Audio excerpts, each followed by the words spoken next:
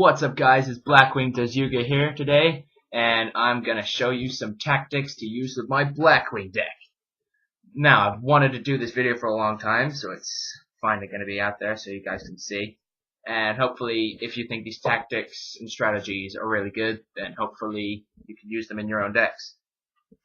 So yeah, let's waste no time. Now, this first one, it's really good. It's basically just kind of swarming tactic. It's great on your first turn, and it really helps in attack duels as well. One card that you won't be able to use on your first turn, but you could use a card like this. If you have that on your opponent's side, your opponent has a card like Ultimate Offer, then that's really good. But for the time being, you're gonna need a card like this, Black Whirlwind. Basically, it's a searcher card. It allows you to search your deck for Blackwing monsters and add them to your hand. So, first of all, one of the cards you can summon would be Gust the Backblast. Because you control their monsters, I usually special summon it into defense. Another card, Gale the Whirlwind. Its effect allows me to special summon it because I control another Blackwing monster. Then, finally, I can normal summon Elfin the Raven without Tributing. And then, I search my deck for Breeze the Zephyr. That's effect, when it's added to the hand by a card effect, you have to special summon it. And instantly, I've got a full field already. Well, not a full field, but, you know, it's close enough.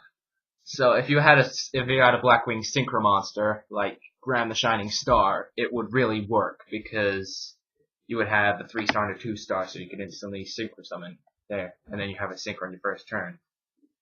Now, normally, one of the other tactics that I use is letting my opponent go first, and so they get a monster. So then if you use Circle the Dawn's effect, so they can normal summon it without tributing. Therefore, adding a monster from my deck to my hand, therefore adding Breeze the Zephyr, special summoning it, special summon Gale the Whirlwind. Now, on my turn, usually what I would do is I would take Gale the Whirlwind and Soraka the Dawn, or Breeze the Zephyr, whatever you want, and then to summon Blackwing Dragon. Now this is for my decks, but if you have another different monster in there, then that would work too. So it's choice of option really what cards to bring out.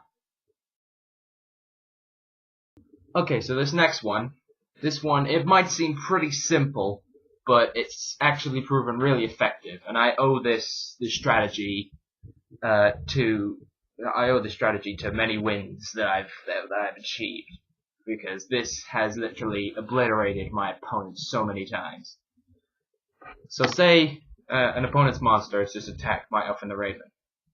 Now, most Blackwing card users would recognize this card as Black Thunder, even though I'm covering the name Black Thunder. Deals 400 for each card my opponent controls. However, you might not think, oh, that might not be much. Why not activate a second? Why not activate a third? Even though that's not Black Thunder. I don't have another Black Thunder, so I replaced it with just Desserts. So in the end, if that was another Black Thunder, you'd be doing 1,200 damage for each card they control. And that would do pretty high damage to them. And you would instantly kill them. Sometimes, but not always. And you could also combine 3 cards with 2 of these, so then you fill your spell and trap card zone with 3 of those and 2 of those, and then you're doing 500. You're doing 1,000 for each monster, but then 1, 2 for every other card. So that's another really good effect as well. This next one, this one is a really good effect. This one is basically super overpowering your monster. This time you can choose your Blackwing Synchro or another card. This one is, I'm going to choose Synchro. I'm going to choose to do the Synchro with this one. So this tactic is really useful. Basically, I can use Soraka the Dawn's effect to gain attack of all the monsters, Blackwing monsters on the field, and I'll put them on Blackwing Dragon here. So that's something around about, that's like 6,000-ish, probably 7,000 attack points. So that's on 7,000. I can then activate this card, Blackwing Bombardment, and tribute to like Elfin the Raven, and then give it an extra 2/2, bring it up to about 10,000-ish. So then you can attack with a super, like a 10,000 attack point monster. And yeah, that's pretty good. This one is pretty good. It's basically 2 Dons on the field.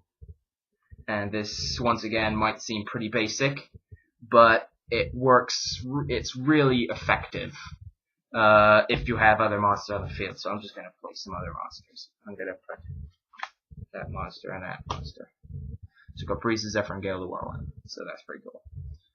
Basically, what I could do is gain the I could use one effect to gain the attack and put it on one monster. So I'm going to choose this one. But then I can activate another one and do it all over again. So basically, I double its attack.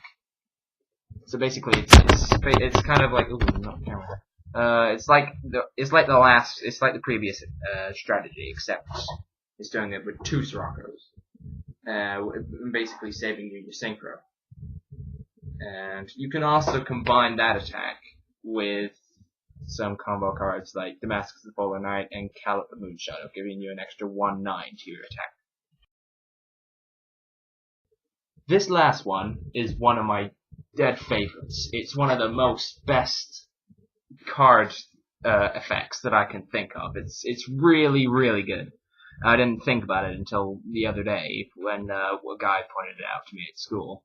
So it's basically, it's like the previous one. You can use one Rock of the Dawn effect. I put this on Finn Steel Chain.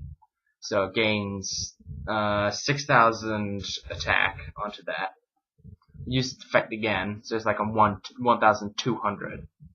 No, that's 12,000 attack. But then because of its effect, it can attack my opponent directly.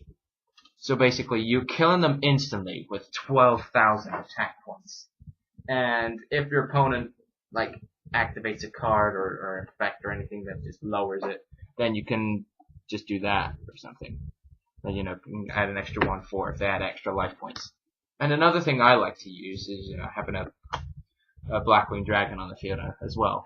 So because I used this effect once before, and I tried to attack directly with a maximum attack points that I could actually possibly reach of 22,500. But then my opponent activated I can't remember what the card is. It's 2 doors, but something like that. And my opponent either gained the life points that I was attacking with, so he either gained 22,500 or I took it.